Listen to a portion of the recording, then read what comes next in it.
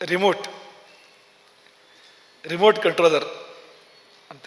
ಈಗ ನಮಗೆ ತುಂಬ ಬೇಕಾಗದೇ ಇದ್ರು ನೀವು ತುಂಬ ಬಳಸ್ತೀರಿ ಅದನ್ನು, ನಿಮ್ಮ ಮನೆಗಳಲ್ಲಿ ತಪ್ಪದೇ ಬಳಸ್ತೀರಿ ಅದನ್ನು. ರಿಮೋಟ್ ಕಂಟ್ರೋಲರ್ ಬೇರೆ ಬೇರೆ ಅರ್ಥದಲ್ಲಿದೆ. ಈ ರಿಮೋಟ್ ಕಂಟ್ರೋಲರ್ ಅಂತ ಅನ್ನೋದು ಬರೇ ಒಂದು ದೂರದರ್ಶನವನ್ನು ಇನ್ನೊಂದನ್ನು ನಿಯಂತ್ರಣ ಮಾಡಲಿಕ್ಕೆ ಮಾತ್ರ ಅಲ್ಲ, ಎಲ್ಲದಕ್ಕೂ ಇದನ್ನು ಬಳಸ್ಬೋದು ಅಂತ. ಈ ರಿಮೋಟ್ ಕಂಟ್ರೋಲರ್ ಅನ್ನೋದನ್ನು ನಾವು ಕನ್ನಡದಲ್ಲಿ ಹೇಗೆ ಹೇಳಬೇಕು ಎನ್ನುವ ಪ್ರಶ್ನೆ ಅಂತ.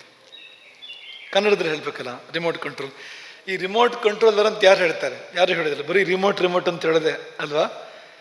ಇಷ್ಟುದ್ದು ಯಾರು ಬಳಸ್ತಾರೆ ರಿಮೋಟ್ ಕಂಟ್ರೋಲರ್ ಅಂತ? ಯಾರು ಬಳಸೋದಿಲ್ಲ ಅಂತ. ಅಲ್ಲೇ ಸಣ್ಣ ಆಯ್ತದು ಅಂತ. ರಿಮೋಟ್ ಅಂದರೆ ಈಗ ಬರೀ ರಿಮೋಟ್ ಕಂಟ್ರೋಲರ್ ಮಾತ್ರ ಸೀಮಿತ ಅಲ್ಲ. ರಿಮೋಟ್ ಅಂದರೆ ದೂರವನ್ನು ತೋರಿಸ್ತದೆ ಆ ಶಬ್ದ. ಅದು ಯಾವ ರೀತಿಯಲ್ಲಿ ಬೇಕಾದ್ರೂ ಆಗ್ಬೋದು. ಕೇವಲ ಈ ಈ ಉಪಕರಣಕ್ಕೆ ಅನ್ವಯ ಆಗಿರ್ತಕ್ಕಂಥದ್ದಲ್ಲ, ನಾವು ಅದಕ್ಕೆ ಸೀಮಿತ ಮಾಡ್ಕೊಂಡಿದ್ದೇವೆ ಒಂದು ಮಟ್ಟಿಗೆ ಅಂತ. ನಮ್ಮ ಕನ್ನಡದ ಬಳಕೆಯಲ್ಲಿ, ಇಂಗ್ಲೀಷ್ ಬಳಕೆಯಲ್ಲಿ ಅದಕ್ಕೆ ಬೇರೆ ಬೇರೆ ಅರ್ಥಗಳು ಬಂದೇ ಬರ್ತೇವೆ ಅದಕ್ಕೆ. ಹಾಗೆ ಅದಕ್ಕೆ ಕನ್ನಡ ಶಬ್ದ ಯಾವುದು ಅಂದರೆ ದೂರ ನಿಯಂತ್ರಕ ಅಂತ. ದೂರ ನಿಯಂತ್ರಕ ಕನ್ನಡ ಶಬ್ದ ಇದೆ ಕನ್ನಡದಲ್ಲಿ. ಅಲ್ಲೂ ಕೂಡ ಹೊಸದಾಗಿ ಹುಟ್ಟಿದ ಶಬ್ದವೇ ಅದು. ಆ ರಿಮೋಟ್ ಕಂಟ್ರೋಲರ್ ಅನ್ನುವಂಥದ್ದು ಹೊಸದಾಗಿ ಹುಟ್ಟಿದ ಶಬ್ದವೇ ಅದು. ದೂರ ನಿಯಂತ್ರಕ ಅನ್ನೋ ಶಬ್ದ ಬಳಸ್ಬೋದು. ನಾವು ರಿಮೋಟ್ ಅಂತ ಹೇಳ್ತೇವಲ್ಲ, ಸುಲಭ ಆಗ್ತದೆ ಹೇಳೋದಕ್ಕೆ. ಈ ರಿಮೋಟು ಈ ದೂರ ನಿಯಂತ್ರಕ ಅಂತ ಸ್ವಲ್ಪ ಹೇಳಲಿಕ್ಕೆ ಕಷ್ಟ ಆಗ್ತದೆ. ಅಂದರೆ ಸಣ್ಣ ಮಾಡ್ಕೊಳ್ಲಿಕ್ಕೆ ಬರ್ತಾ ಇದೆ ಅದನ್ನು. ದೂನಿ ಅಂತ ಹೇಳಿ ಅದನ್ನು ಅಂತ.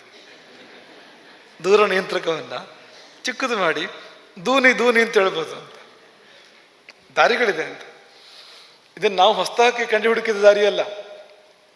ತುಂಬ ಹಿಂದೆ ಈ ಪ್ರಯೋಗ ಇದೆ ಸಂಸ್ಕೃತದಲ್ಲಿ, ವೇದಗಳಲ್ಲಿ ಈ ಪ್ರಯೋಗ ಇದೆ ಅಂತ. ಉದಾಹರಣೆಗೆ ಶತಕ್ರತು ಅಂತ ಹೆಸರು ಇಂದ್ರನಿಗೆ. ಶತಕ್ರತು ಅಂತ. ಕ್ರತು ಅಂದರೆ ಯಾಗ.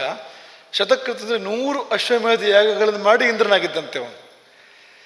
ಇಂದ್ರ ಪದವಿಯನ್ನು ಪಡಿಬೇಕಾದ್ರೆ ಮನುಷ್ಯ 100 ಅಶ್ವಮೇಧ ಯಾಗಗಳನ್ನು ಮಾಡಬೇಕು. ಮಾಡಿದಾಗ ಅವನಿಗೆ ಇಂದ್ರ ಪದವಿಗೆ ಅರ್ಹತೆ ಬರ್ತದೆ ಅಂತ ಶಾಸ್ತ್ರ ಹೇಳುವಂಥದ್ದು.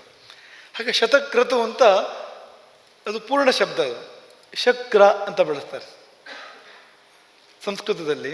ಶಕ್ರ ಅನ್ನೋ ಶಬ್ದನ ಬಳಸ್ತಾರೆ. ಏನದು ಅಂದರೆ ಈ ದೂನಿ ಇದ್ದಗ್ಗೆ ಅದು ಅಂತ.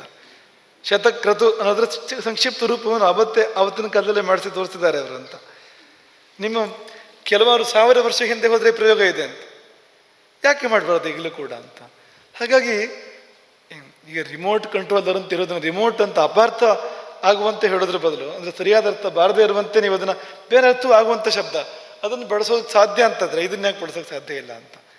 ಹಾಗಾಗಿ ನಾವು ನಿಮಗೆ ಹೇಳೋದೇನೆಂದರೆ, ನಿಮ್ಮ ಭಾಷೆಯಿಂದ ದೂರ ಹೋಗಬೇಡಿ, ಕನ್ನಡ ಭಾಷೆಯಿಂದ ದೂರ ಹೋಗಬೇಡಿ.